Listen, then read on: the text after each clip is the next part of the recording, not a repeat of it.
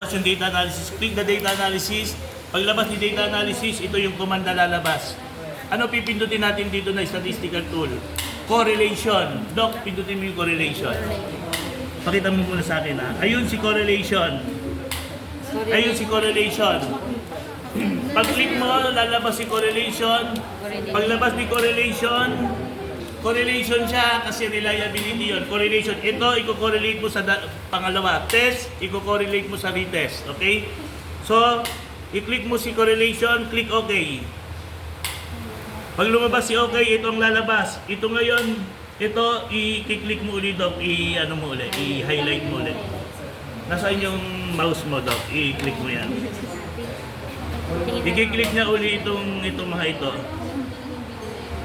Doc, mali ka dito. Dapat, sobra yan. Dapat hanggang doon lang. Yan. A and B na ba yan? Okay.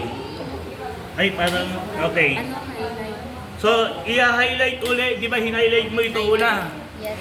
Nung hin-highlight mo ito una, kinilik mo yung data analysis, then lumabas yung command.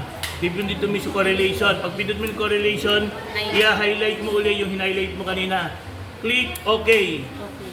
In a matter of 3 seconds, lalabas na yung sagot. Okay, ito na yung sagot. Point, Doc, nila kayo mga Doc. Okay, ito na yung lalabas na sagot. The answer is 0.985. Yun yung ginawa ng group 1 last time. At ganito rin ang gagawin nyo pag kayo ay nag-thesis 2 na. Okay? Ang tawag doon ay correlation. Yung correlation na yan, ginamitan niya ng Pearson R. Okay? So, hindi lang natin may demo ron, no? Ito lang naman importante dyan, magawa nyo ito eh. Okay? Okay, sige. Balik na kayo sa upuan nyo.